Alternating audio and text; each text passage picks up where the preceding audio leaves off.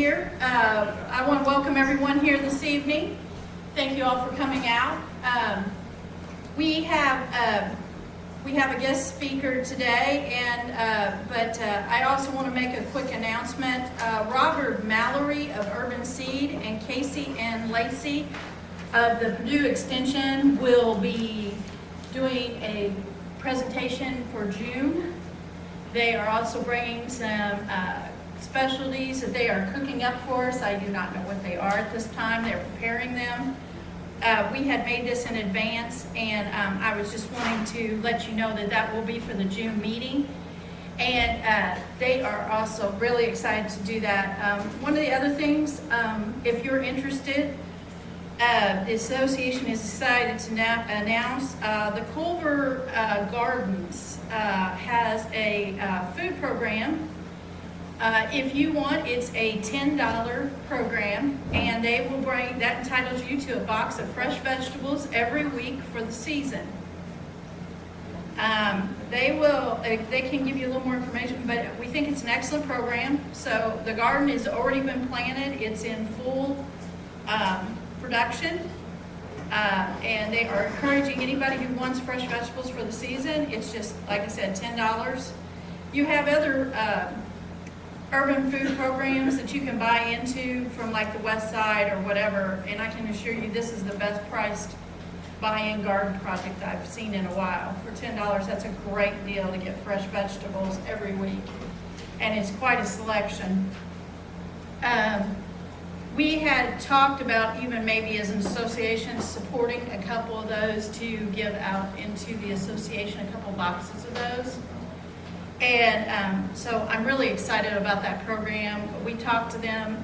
They have a lot of fun programs that they would like to bring into our neighborhood. And they have a lot of children's programs also that they have connected with in different organizations. And they'll be discussing that this next at the June meeting and everything, and going into detail with that. So first up this evening, I wanted to have our CPO come up and go ahead and give his report. He wanted to be one of the first people because his wife is due any minute. So he would like to give that and get on his way. So Eric Belford, everyone. I appreciate it. Thank you for letting me go first.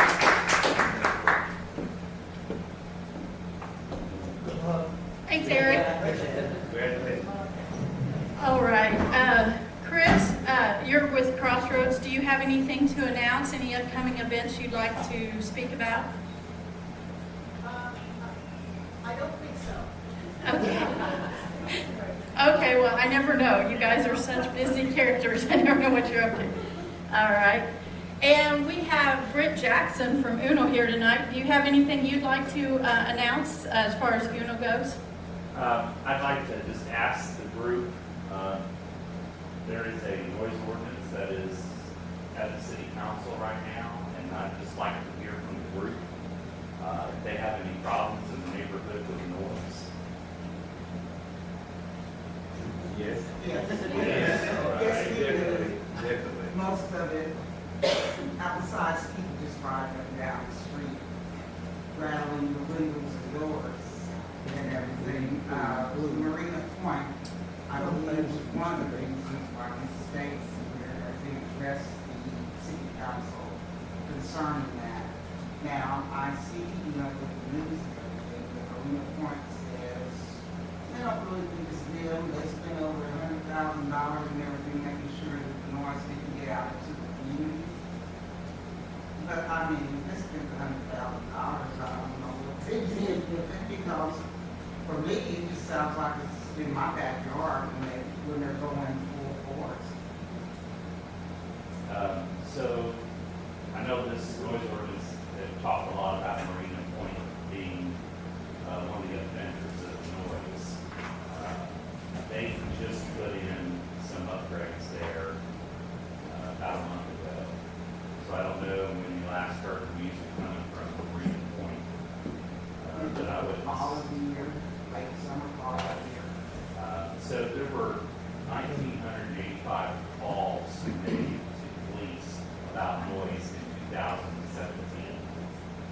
65 of those calls came from TP Park neighborhood. 37 of those calls in TP Park was at 615 Jackson Avenue. If you're familiar with that block. Yes. There's a lot of cars going up and down the street, doing, stereo blasting real loud, or you can hear it inside the house, and it's like, when you try to sleep, and it'll wake you right out, and shatter the windows and all that, it's like, it's unacceptable. Yeah, to me, I know there's no ordinance saying that they can't do that yet, but they're supposed to be putting one in place. That's all. They are talking about it, and I think one, Be able to register how much noise they're putting down and then stop them and either citate them or give them a warning. Right. Would help. There's a lot of cars going down these streets over in our area where they're way too loud. I'd like to ask a question and everything. What's the difference, I guess, west of 41 or Weinbach as opposed to east of 41 and Weinbach? Because east of 41, heading toward Weinbach, they have signs up on their telephone poles citing the noise ordinance. But I can't ride around here and see. so there is an existing noise ordinance. Yes, that's what I thought. But it's only enforced by One person. one person who clocks out at 5 every day. And it's a guy who works for the EPA. His name's Jacob Keane. And the way the federal government has left it, you know, they've regulated pretty much everything but noise. And the way they left it is that it was up to the states and local governments to regulate noise of how they saw fit. And where EPA comes in is they're supposed to help oversee that regulation. Yeah, because I was a But it's little, done. We don't put dollars behind the mandate, that nobody's going to enforce it. This new ordinance is supposed to ask that the EPD is given a tool, a decibel meter, so that they can pull up and actually get some, how loud it is coming from the person who calls house.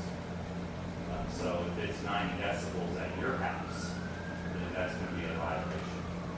And I think there's some discussion over, you know, they were taking readings inside of a meeting. Like my voice in here is probably hitting 75 decibels, maybe 80 in this room. But you got to take the reading from across where the neighbor's house is. Sometimes in the house if it's going in the lower decibel range. I think they have it down to 60 if it's inside the house. They can hear the music or the noise down 60 decibels inside of your house. You have to welcome the police in to your house to take that reading, or you can also have to take it out in the yard. But it's going to be a higher level out in the yard. But right now, I think they don't have a tool to do it, and that's what they're trying to ask for right now.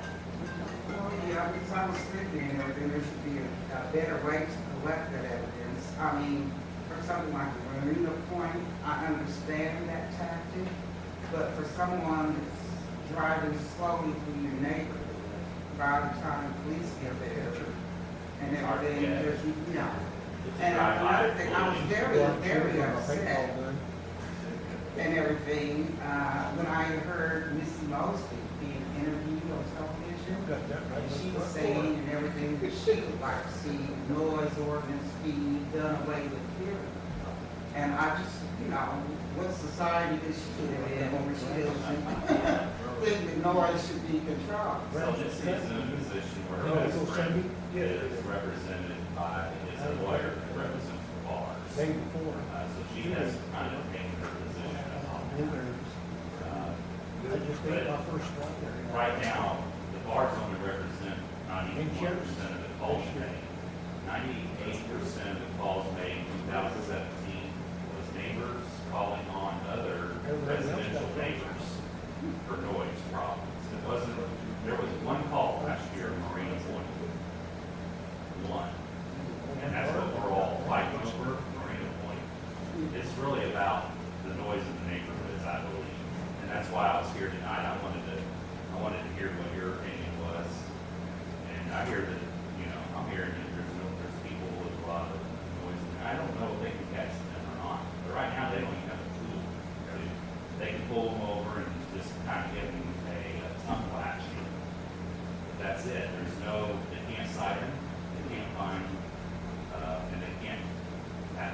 scientific method of, other than, oh, that was loud. So I think that's what this ordinance is supposed to give us some teeth. And I don't know if I agree with all the numbers, decibel levels and everything, because I can't look at a decibel and say, or hear a sound and say, oh, that was 60 or that was 70 decibels. No, I really don't know. But I think that we can maybe tweak that even later. Maybe we can have a sound study and become more comfortable with those numbers. If it starts to get out of hand, then we'll just change the ordinance. Well, because, I was wondering what was going on with that, because sometimes, like I said, people coming through, it sounds like doors on the car are rattling, and they're gonna be blown off, and then, you can hear the vibration, inside your house, and sometimes feel it. And, I was just wondering, what was the method of stopping that? Because a few times, quite a few times and everything, right after that person goes past your house, within 2 or 3 minutes, then you see a police car. Well, if I heard it, and I can still hear it, because by then they probably made it to Washington Avenue. It's like, well, the police should be able to hear that. Why didn't they stop them? I don't know how they're going to really control that. I think it's going to be a hit and miss deal. I think we'll get lucky to get them when they're coming down. the Well, street. since they didn't have that type of equipment, when the ordinance was put into place, what did they base it on doing? I'm not sure. That's a good question. These 1,985 calls, we don't know the end result of all of them. We don't know, if anyone, I don't know of any testimony I've ever heard of anyone getting cited on a noise ordinance.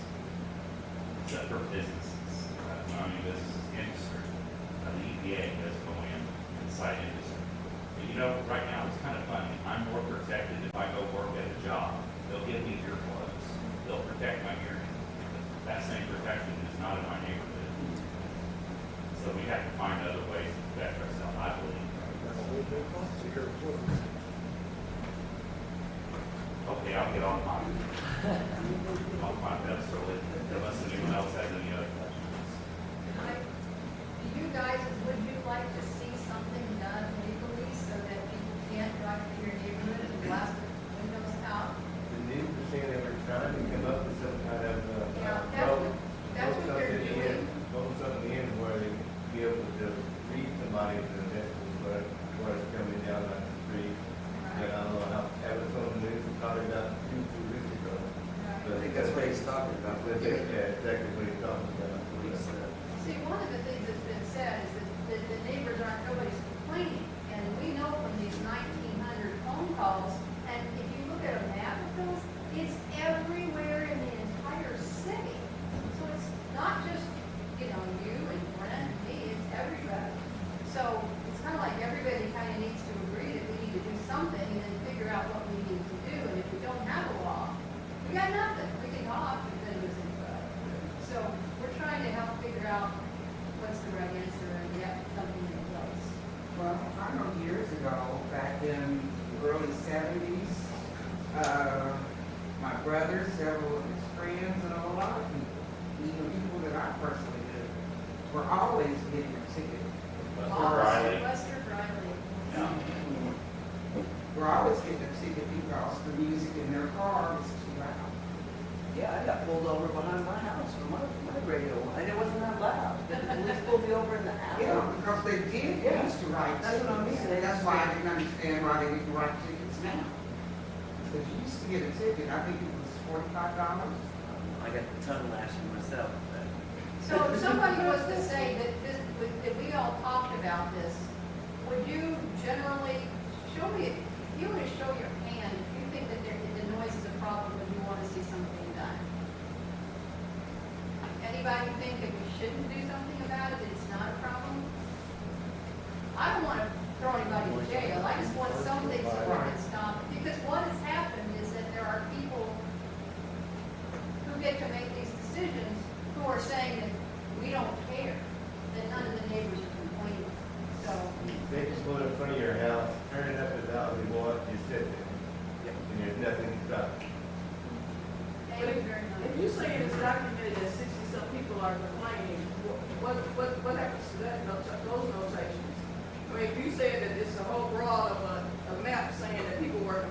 Is that not evidence enough that it is a problem and people want to see it done?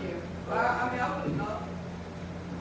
So this map was generated by United Neighborhoods of Evansville. You know how you get the calls of service for your neighborhood, maintenance broke down by call type. You can get it from your CPO. We asked the Evansville Police Department to give us a call service for all of Evansville for 2017 for all the complaints on noise, and that's how we got that.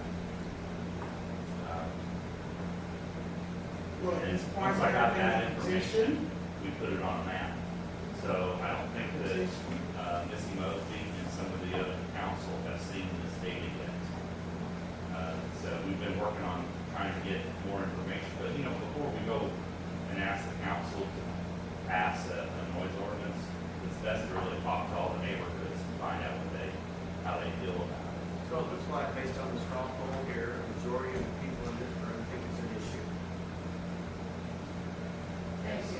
That's what we were, and if you have a secretary who writes those things down, I would love for you to write that down. It's being about this recorded meeting. right now.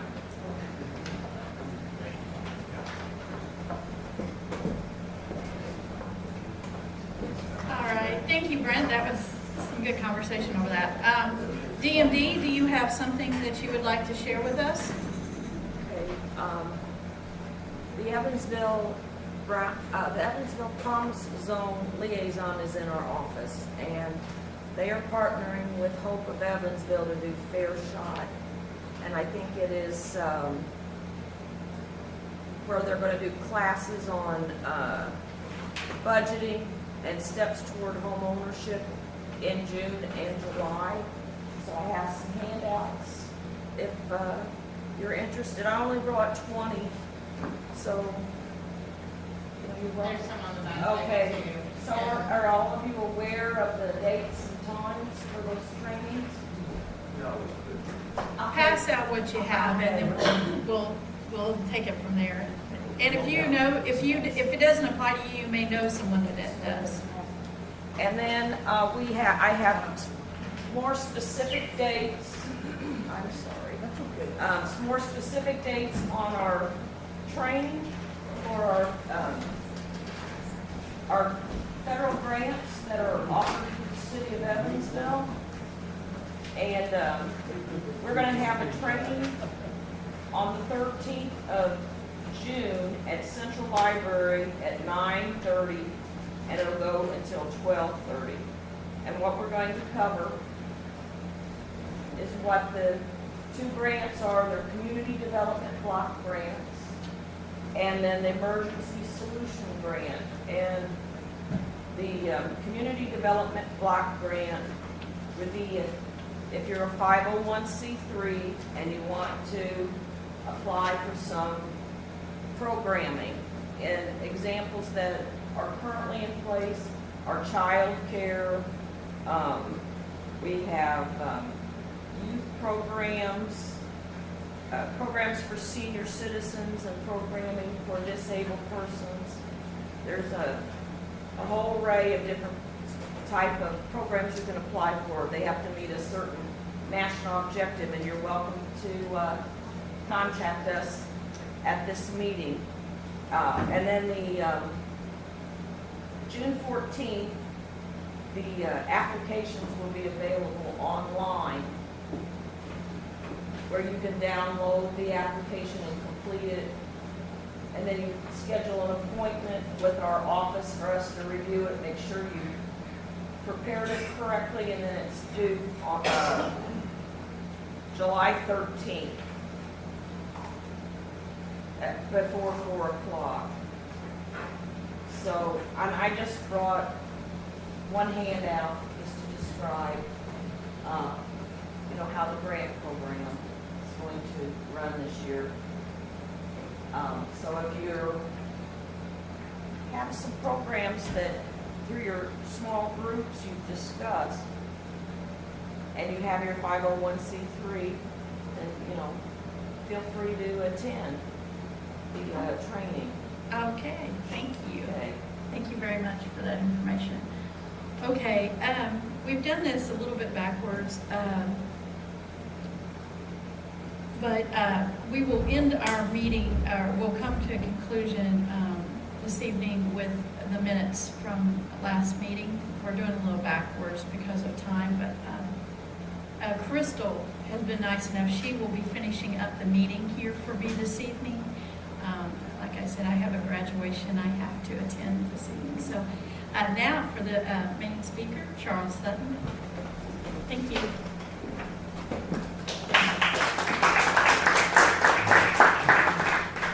All right, thank you.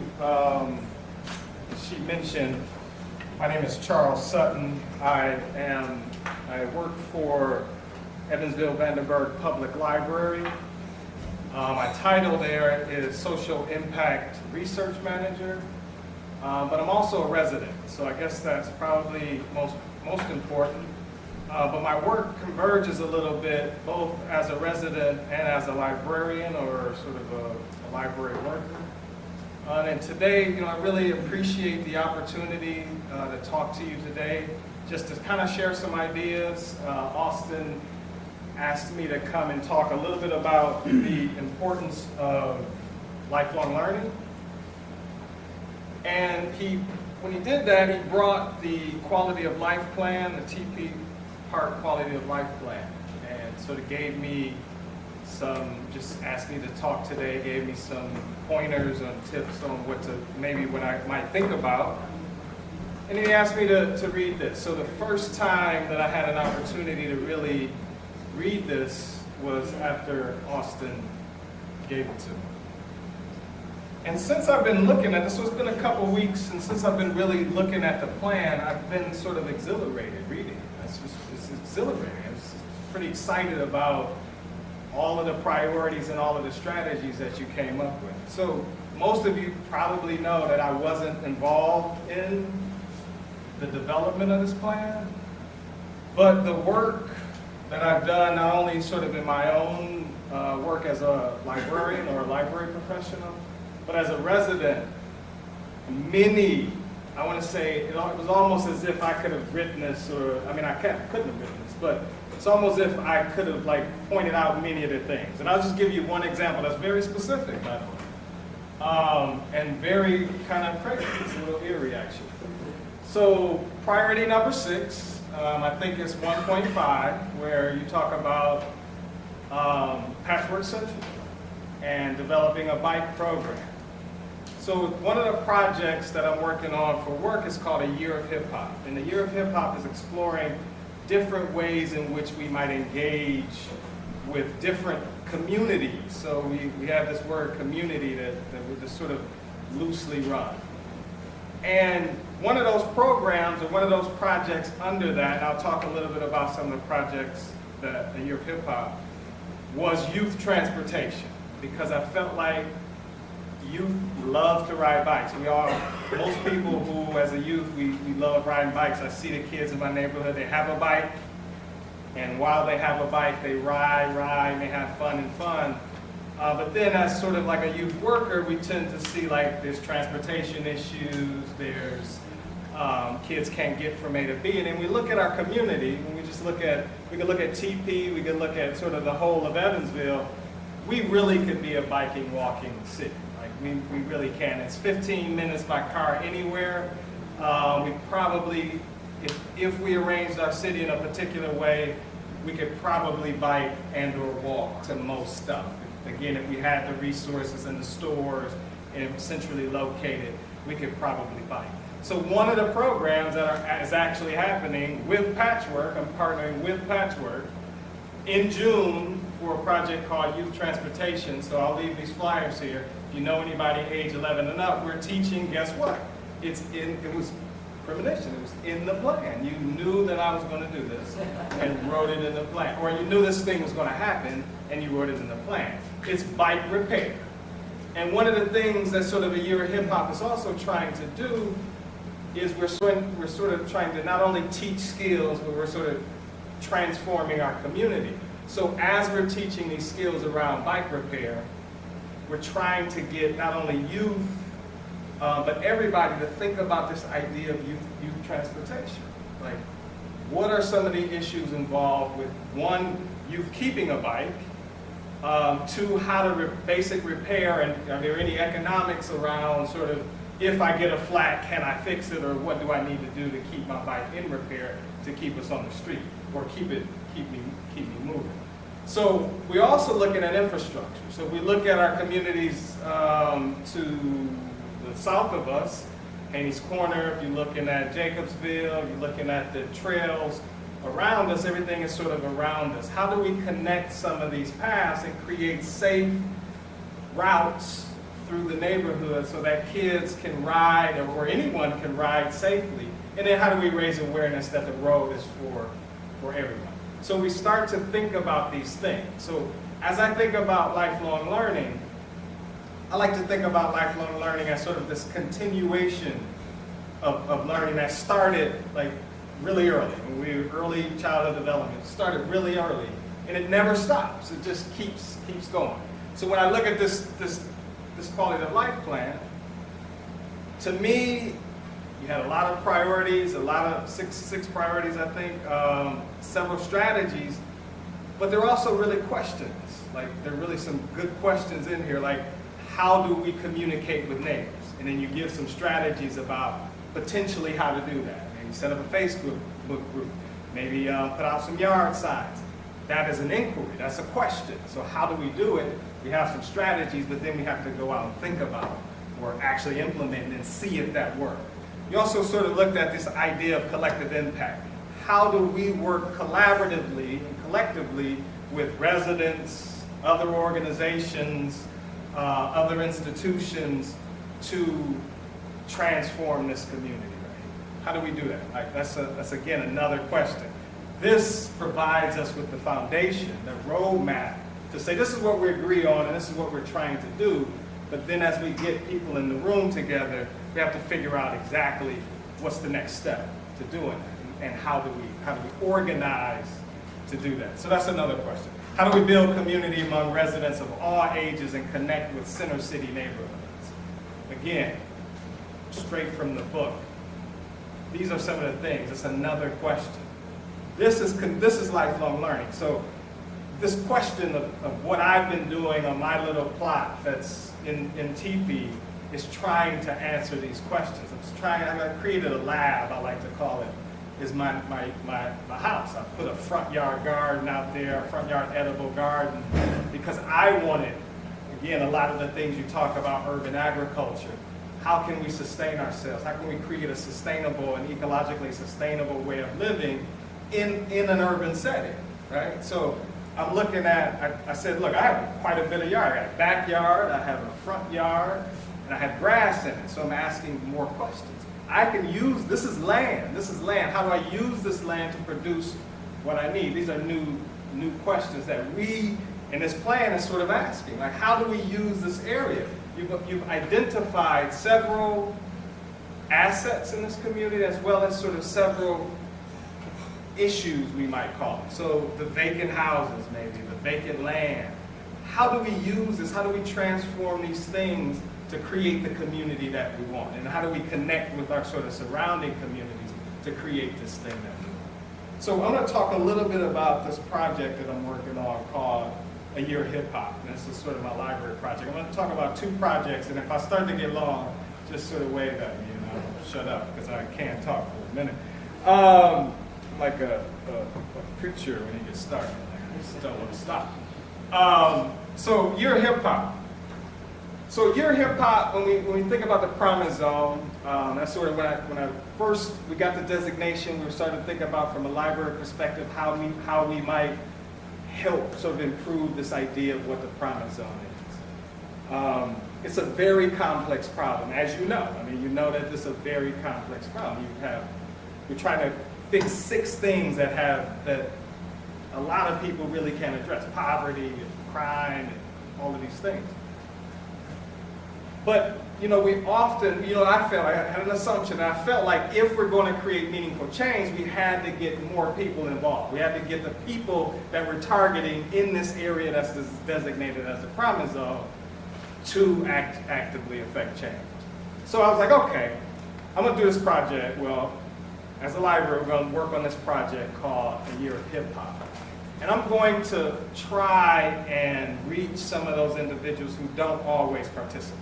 Like they don't participate traditionally. So we're looking at this idea of what is civic engagement. Like today, this is an example of civic engagement. We're here today, we're talking about our community.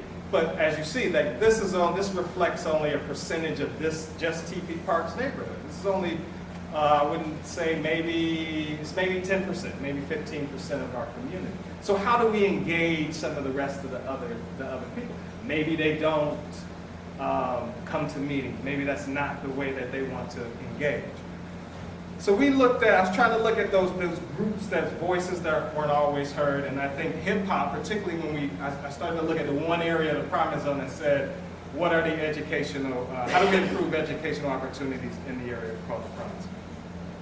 And so youth tend to be attracted to this idea of hip hop. It's a global phenomenon, it's popular music, it's popular culture. So looking at hip hop culture. So it's addressing how do we learn as a community, which I posed a bunch of questions here. We as a community have these questions and we need to figure out how we learn together to solve those issues. So how do we learn as a community? So you developed a plan, you asked people to come, like today you asked how many people feel about, what do you feel about this noise ordinance? So that's how we sort of begin to learn about this issue. It was also about community building. So if there's no sense of real community, people, we have neighbors, we know each other, but is there a sense of community? That's another piece of that question.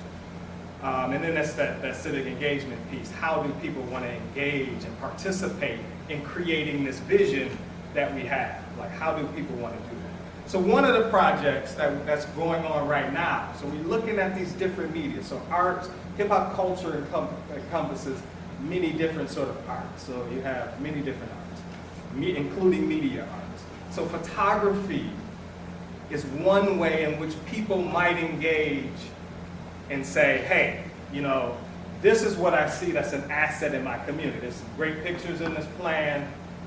And so we brought in an artist from Philadelphia who's done this work in Philadelphia and looking at communities and looking at community development and growth and change to really engage and to really show us how we might use a camera. So most people have a camera on them or are sort of enthusiasts and have access to cameras, but how are we using these tools and are we using them in ways that can help us build community? So we developed a project called What's Good in My Hood. So a little bit of vernacular with the hip hop culture, but again, essentially it's like how do we use, what is good, what are the assets?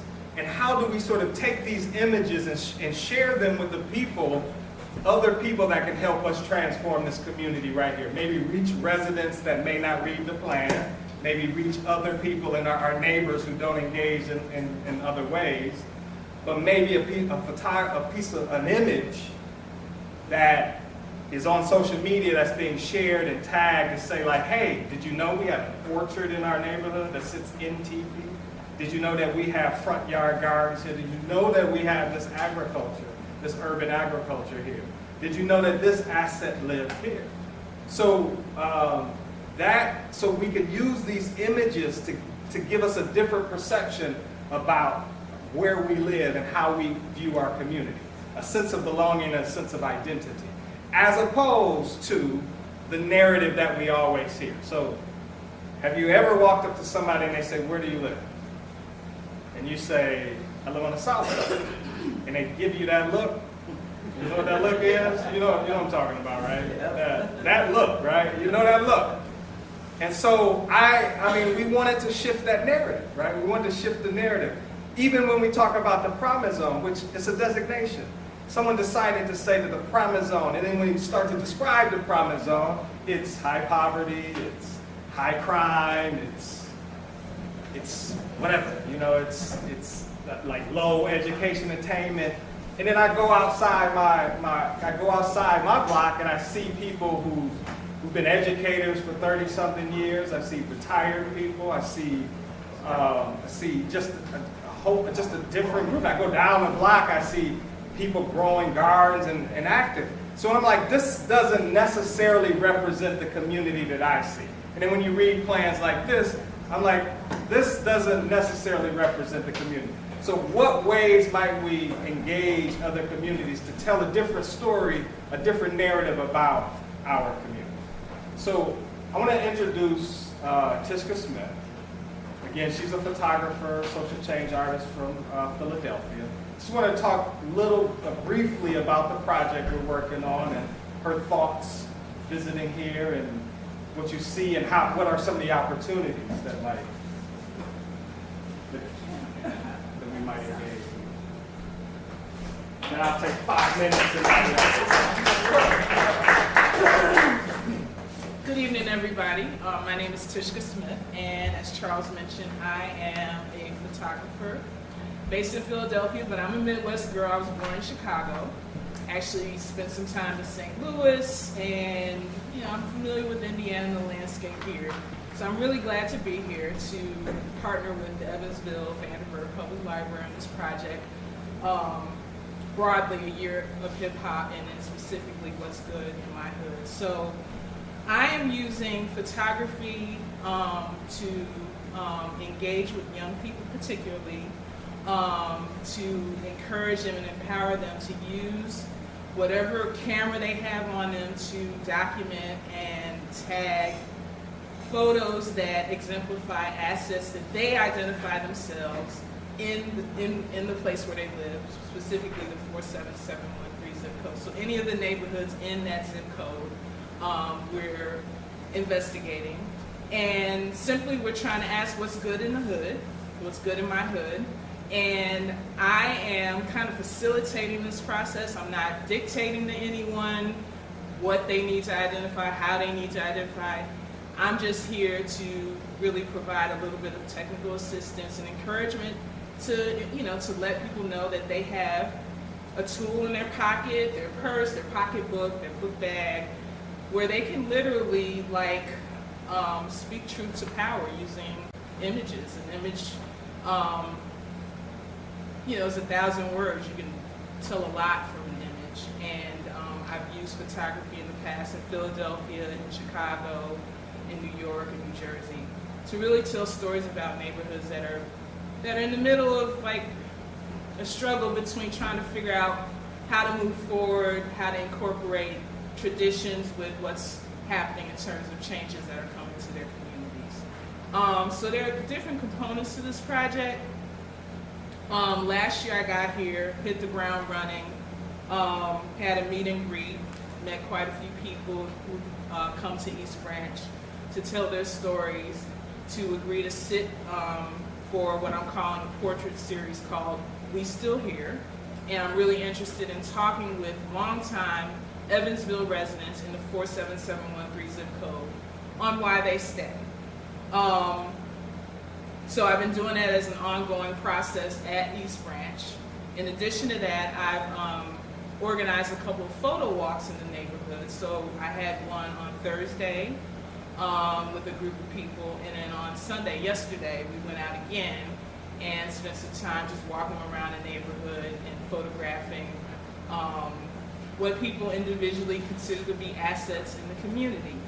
And the thing that links all those images, those digital images together is a hashtag, What's Good 47713. So anyone can participate in this part of the project. If you shoot an image in the 47713 zip code and you tag it, What's Good 47713, I can go and search on those images on social media.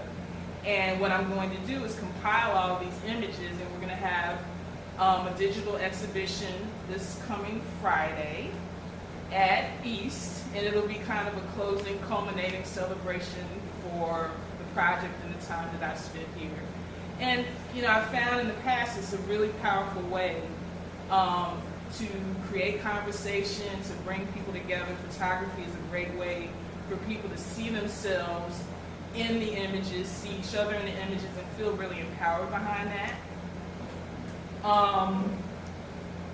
Let's see, the other aspect, we had the photo walk, I had the meet and greet, and then the social media aspect. And so I'm blogging about the project on Facebook. So if you go to Facebook, there's an event page by the same name as the project, What's Good in My Hood. And every day I post up pictures, I post up comments, and I really encourage everyone in here to check it out and get involved in some kind of way. I create these different entry points into my work to just encourage people to get involved. They don't have to do the whole thing. If they just take one picture and tag it, that's involvement, that's engagement, and it might be that photo that sparks a whole new conversation about assets in the neighborhood. So that's pretty much it.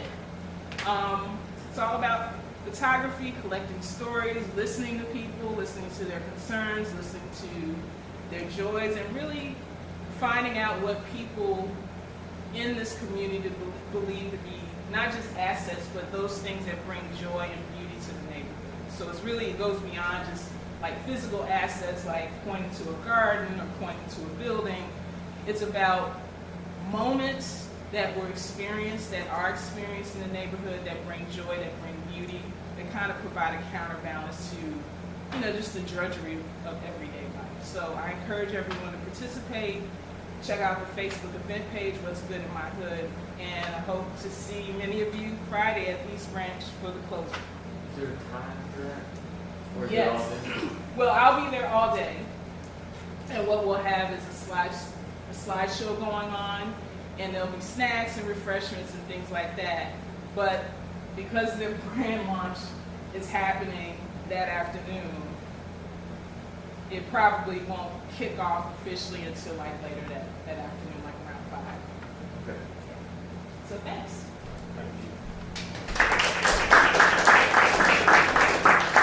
So, yeah, I'm gonna just be really quick. So just imagine for 1 second if we had, I'm gonna just get crazy for a minute, 100, maybe 1,000 images that said, these are the things that these participants who took these images said embody joy, beauty in our neighborhood. And someone is looking at that, whether they could be a neighbor or a person writing a check or a person making a decision on what to do in our neighborhood. That might shift the narrative a little bit to ask a different question. So again, we have to think about how we learn as a community. There's many different ways of knowing, and there's many different ways of communicating. And so just these images, the body and the collection is sort of one image. It could be 5 images, but that represents a number of people who said, this is what I see as beauty in this neighborhood that's somewhat called a promise zone or high poverty, high crime, or low education attainment. So it's things like that. So youth transportation is exploring that with Patchwork Central. We're going to have a hip hop architecture camp that's looking at urban architecture, urban design, urban planning through this idea of hip hop. And that's in July, working in 47713 over in the Caldwell area.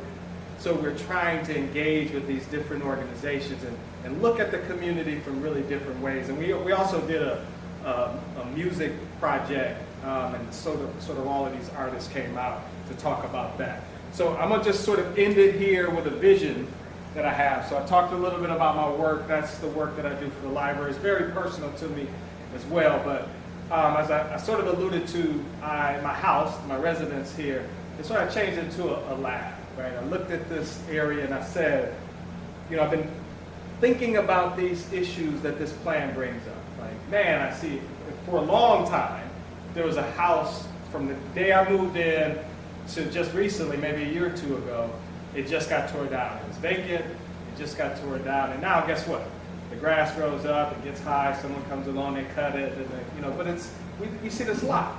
Another thing that the plan pointed out was that we have a lot of mature trees. Now, I try to keep up on my yard, but what happens a lot of times, if you don't get those trees before they grow up, the next thing you know, along the fence line, you have a tree. You have trees growing down the line. Now, imagine those places where people just trying to keep their grass cut, or it's a vacant lot. Now, you go in the back of some of those yards, and there's trees everywhere. So now I'm going to get a little crazy in how I envision the future of our neighborhood that touches on many of the points that are here. So urban agriculture, what I'm calling urban forestry, green renovation, sustainable way of living. So it encompasses all of that. It also affects health, also affects jobs, education, so environmental education piece. So let me start with environmental education. First of all, environmental education can start, citizen scientists, it can start pretty much at birth because we begin to socialize with the environment outside of us, just the parent or whoever, the caregiver is socializing this child, this infant, to the environment. This is a leaf. And then we read stories. As in the library world, we read stories, we talk to the infant, and we try to communicate what things are. And so they begin, if we take them out into nature, you can envision this community right here, starting with just say teepee, and then we're going to work our way ourselves out. That this environment now is turned into this green agricultural landscape that deals with urban forestry, which is the trees to the bushes. And then we have urban agriculture, which is going from the plants to the bushes. And so we talked a little bit about urban planning, urban design. We look at all of these vacant lots. We look at all of these vacant homes. We look at our land, like our properties and what our things look like. So we can landscape our yards, maybe add color. We can add aroma. We can add wildflowers. We can also add edibles, right? So you go look at my front yard. I'm trying to do a little edibles. I'm also trying to do some wildflowers. And then it attracts certain things. So about a year or two ago, I planted what they call a beneficials mix. So it tries to attract things like bees and butterflies back. So back to this environmental education piece. We begin to see, and this is probably 5 or 6 years ago. And I'm going to keep saying a couple years ago because I'm getting older and it just seems like time has passed. It's probably like 10 years ago. But I was sitting on my porch and I recently planted a butterfly bush. A hummingbird came like pretty much right in front of me. I'm a city boy, Rich. First of all, I'm a city boy. I grew up in Milwaukee, Wisconsin. I never grew a garden. My parents sort of picked stuff and had little small gardens, but I was never really involved in that. So everything that I'm learning by sort of doing and reading and just sort of experimenting with. So when this hummingbird, plus when I moved to Indiana, I've seen more diversity of birds in this area than I have in anywhere I lived. I lived in California, other than Florida, and maybe I wasn't paying attention, but I see them. I had an owl one day, like perched in my backyard. It was crazy, right? And then I'm reading a story to some children. I used to be a youth services librarian. It was called Hoot Owl, right? And then it talked about this hoot owl. And so as an experience that I wanted to tell the children, I wanted to say, hey, this is what a hoot owl sounds like. So I looked it up and played the sound to them. And guess what I heard about, now that I heard the sound, I'm sitting at home and I hear this, hoo, hoo, hoo, hoo, like, holy crap, we have owls in our community. So environmental education. Once we sort of spread this, we could just say, hey, look for owls if you see owls in the community. And I come out and I might identify an owl. We have cardinals in the community. We have this type of bird. And I've seen some birds that I can't identify. So this is part of that environmental education. We also can look at what are these plants. We could be very sort of strategic about what we plant and where we plant it. We could create paths through. Have you seen people walk through our neighborhoods, right? They walk down the middle of the street, they cut through yards, and it's okay. Like it's not fine when they cut through my yard, but it's kind of okay if they do that. But we recognize, okay, we look and see what the patterns are, and let's create these pathways. But along these pathways, there's beautification, right? And there's aroma. What does that do? How do we feel about our community if we see that?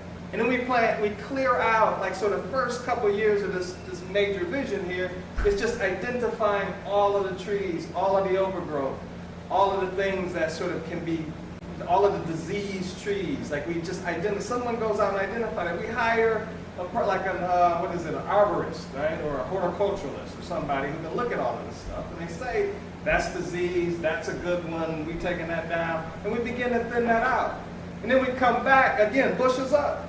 And then we come back and we plant a diversity of trees. So I have a plan from the urban forestry thing that says they can plant it in other cities. They plant everything from, regular trees to nut trees. And we have a orchard here, so we can plant fruit trees. And now we begin to create that urban agriculture. And then we start to look bushes down and we have color. How do people begin to see that? We become a destination there. We create an identity for our community. And I think we can do it. And as we take those trees down, we mulch, because we're gonna have to transform the soil around here. It's clay. It's not the best thing to work in, right? Like if you ever tried to plant something in the soil without some modification, you know that it's not that easy, right? So we begin to sort of start to transform our soil and our ground, like our dirt. And we can also begin as part of the citizen sciences. And this again, the curriculum is distributed, right? We just say, hey, go out, test the air quality, dig in the holes. We can create wetlands. We can create gray water systems. We can go as far as we want. But I think this idea is we create this destination that says that in this area right here, we're going to be this sort of green, urban agriculture, sustainable way of life, and we're going to prove that we can grow food here and at least sustain this area. And so part of this plan, and I'm going to end it right here. So if you want to talk about this, I can talk to you forever about this. It talks about creating a TIF district. And so I started looking at Haney's Corner. Haney's Corner has sort of been able to transform itself, good or bad, or whatever you think about it. It's whatever. But they transformed themselves, or they transformed that area. They're working on the core. A lot of investment is going in the core downtown, and then they created a downtown TIF district. And then if you look at the map, and I have it here. If you look at the map, Haney's Corner, which comes up, the TIF district actually comes up, I think, to Monroe. Is it Governor or Garvin? Governor, and it kind of goes up to Washington. And that sort of, I thought it went to Garvin. I could be wrong. Okay, it might go to Garvin. I think it borders, essentially it borders Teaching. So I just thought about if we take, we sort of look at this area, and I just show this picture right here. So if we just sort of look at this is Haney's Corner's TIF district. If we look at this yellow area right here, that's every other thing in 47713 that's left outside of the downtown TIF district and the Haney's Corners TIF district. This is TP right here. So our goal, this is where we want to be. We can start right here. And we can move, we can scale, right? We can start right here. Like, just think about it. Praise Garden is right here. The orchard is over there. I've heard Mini Culver is right here with a hoop house. It's already there. Glenwood is over there. They have a garden. TP has a garden. Space, boxes. It's the Y is building boxes over here. One of the things I found though, and I think Praise Garden over here has figured out, it's the labor. It's the labor. I mean, we get excited when it's time to go in. But in the middle of July and August, when it's like 100 degrees out and the humidity is like 98%, not a lot of us want to get out there and do it. And and then too, if you don't get it in early and you don't pick it, it just gets away from you. It gets away from you. So I have more area that I can plant than I can actually plant. So again, part of this thing is we use this TIF district to build this idea of urban sort of agriculture, urban farming, urban forestry. And I think it's very doable. We create that department that looks at everything from landscape to trees to bushes to pathways and that. So I think it's it's an identity and ticks off the box of health and education that we can get around and a sense of belonging in our area. So that's some of the things, and I think some of the things that I've been learning just playing around in my yard, sort of in extrapolating helps me to arrive at that decision. And again, reading this plan, I think we're all on the same page when we start to really think about it. So how do we sort of think about this, and how do we learn as a community in a way that we might be able to bring this sort of vision to fruition and engage as many people in many different ways as possible. So thank you for the time.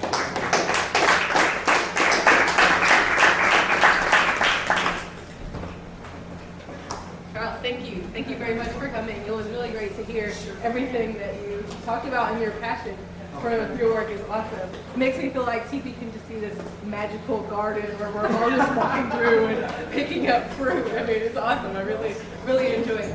And Charles talked a lot about the TP Park and the quality of life plan. I just wanted to let everybody know that we have a couple of copies of the quality of life plan in the back of the room. If you guys haven't seen that or aren't familiar with it yet, there's some copies back there, and it's also available on our website, tppark.org.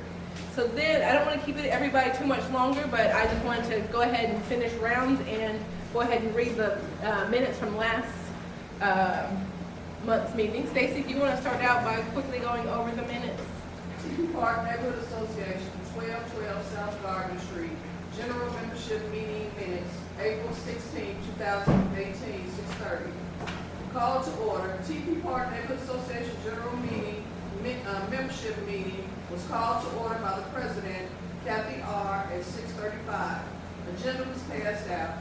Present, Kathy R., Gary H., Crystal C., Vanetta M., Rocky R., Kathy D., Lisa B., Pat C., Stacy B., Austin M., plus 12 other people.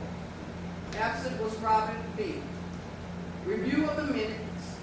Minutes were reviewed and a motion to approve with the correction of the date being from March 19th, not the 20th, in the heading. Motion was seconded.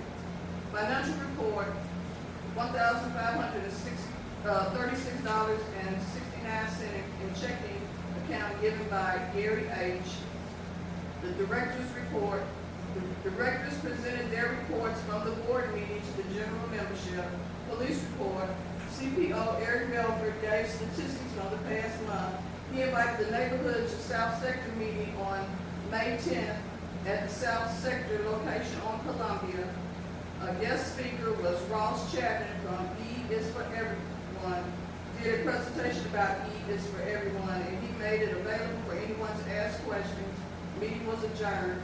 Announcements, June 18th at 6:30, TP Park Neighborhood Association General Membership Meeting, and meeting recorded for viewing on YouTube with the exception of the leaked monthly report. Do I have a motion to accept the minutes? So moved. All right, and then next up, Pat, I want to give you a couple of minutes to talk about the federal convening. Yes, please.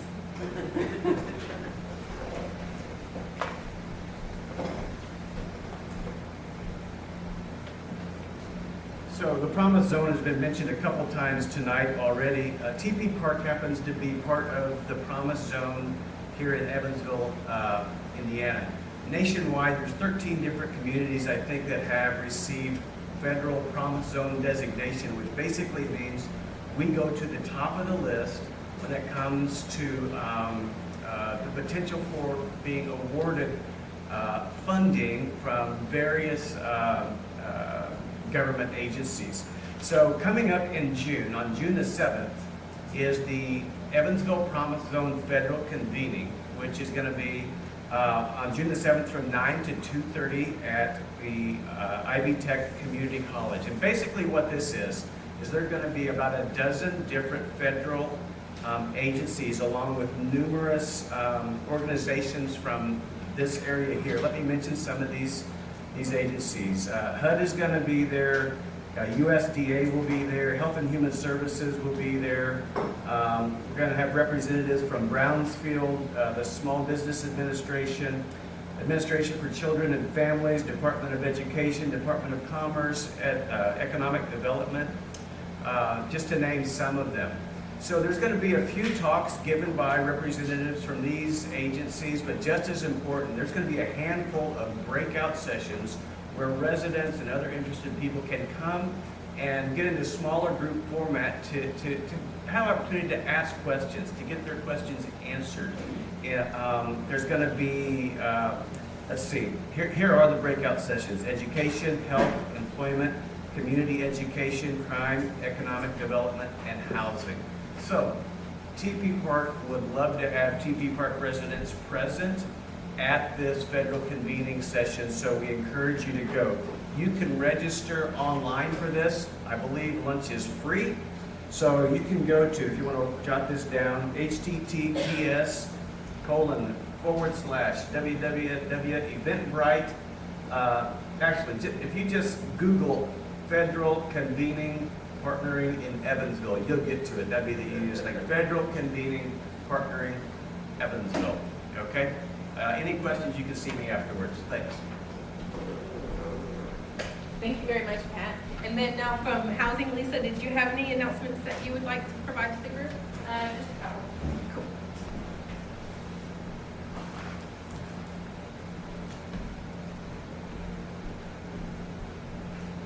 I just wanted to let everybody know that in June at our next meeting, we'll be giving out all the details for the Community Connections Block Party that's going to be coming up in July here at TP Park. Also, Habitat for Humanity is looking for applicants for homeownership, their homeownership program. If you don't qualify, or if you didn't qualify before, that Fair Shot program that Donna at DMD was talking about, it's a free program. It has long-term mentorship, and those mentors can help you reach that, so you can actually obtain a Habitat home if that's your goal.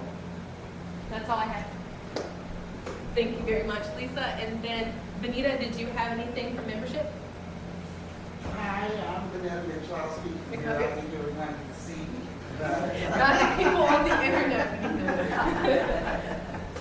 I'm Vanessa Mitchell, and I'm the Friendly Membership Director. As you all know and everything, June kicks off our new membership drive for the 2018-2019 year. There has been some work going out on the internet and on our webpage and everything about the increase in this year's dues from $4 to $10. There's an explanation as to why that's been increased. Basically, it's to help us, help others, in a little bit better fashion than we've been doing now. It has sort of gotten started right now, and I guess I have maybe 10 people that have renewed their membership. I don't believe that I have received any new members yet, so let's everyone get interested in trying to recruit someone, to bring someone that you notice has not been to our meeting before. With that being said, the membership drive will be going out. Are you speaking tonight? Oh, yes. Yes, I am. Okay.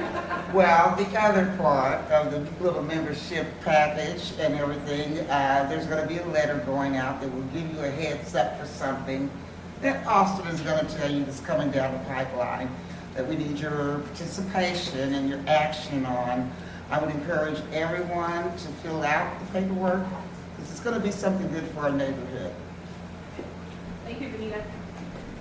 Since you've already hyped Austin up, I'm going to go ahead and bring you up to talk really quickly about the survey that's going out.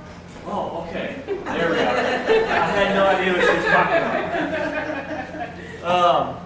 So as Charles mentioned a few times, and Crystal mentioned as well, so we published this last October, and I just want to reiterate again, like I do every time, this is what you guys said, this is what the neighbors said. This is a compilation of 60 neighbors. We did vision and listening sessions, as well as strategy and action. And so this is a living document. As people get engaged, as new people start getting involved, as new vision starts to emerge, we can adjust in the direction of where we're going. So we're really excited about the forward momentum that is happening in this neighborhood. So thank you guys for engaging. Thank you for being involved in the process. However, we don't want to waste activity. We don't want to just do stuff just to do it. And so the survey that was mentioned is there's going to be a mailer sent out in about 2 weeks going to all TP Park residents, asking them to give their input on the current state of TP Park. The current state of TP Park. That way we can come back in 2 years, 3 years, 5 years, do these ongoing measurements and make sure we're moving the needle in all these areas. That way we're actually putting data and real facts behind people's feelings, if that makes sense.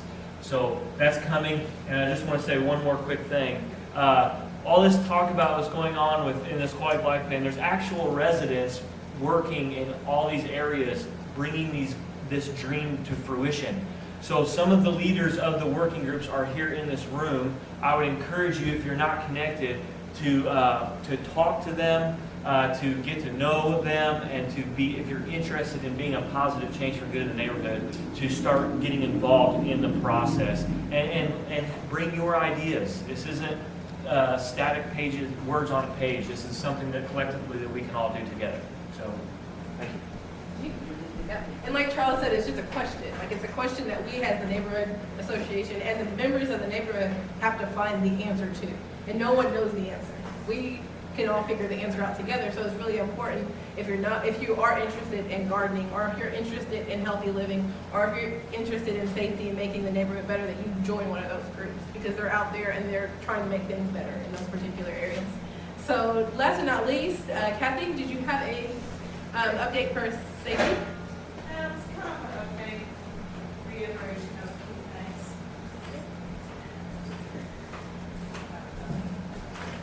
The lecture's all yours.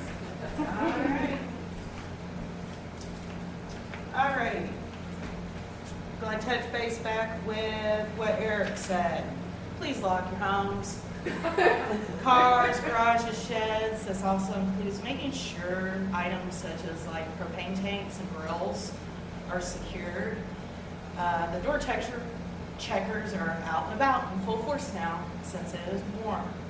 So please keep an eye out. If you see something, please call it in. Even if it's something minuscule, call it in. That way it can be dealt with. With the warmer weather, there will be more and more people and animals out and about. Please do not tie up your animals outside all day, especially for extended periods of time. If you do have to let them outside for the day, make sure they have plenty of water, shelter from the sun, maybe a neighbor to check in on them, because we never know what kind of weather we're going to be getting around here. It may snow tomorrow. And do not let your animals run loose. If you do see animals that are running loose or they're being neglected, call animal control, let them handle it. Don't try to catch a dog on your own. You are liable to get bit, and then that's a whole nother ballgame. With what we are working on, we are currently going street by street and identifying what could be considered a safety issue. At the same time, we are looking at sidewalks, sewer drains, roadways. The recent rain has actually helped in looking at all of this and identifying the drains that are having problems draining away, getting clogged up for whatever reason. That also brings, please clean your garbage from your property or around your property, or if there's a can on the street, just pick it up. Because these items, they get swept down, they get caught in the sewer drains, then we can't get it to drain properly. And then if it does get into the sewer system, we end up with clogs, and we know how our water mains like to break around here. We are also looking at the alleyways to determine which ones need gravel added. If you happen to know of a problem, call it in yourself, or you can report it to me and I can get it turned in, whatever need be. Our next scheduled meeting is Thursday, June 14th at 5 p.m. here, unless something changes. I got some stuff that's going on, so I may end up tweaking that day and time, but other than that, So, is there anybody here that's their first time coming to the TP Park neighborhood? Do you guys, how did you guys feel about your first meeting? You like it? Mom? Dad?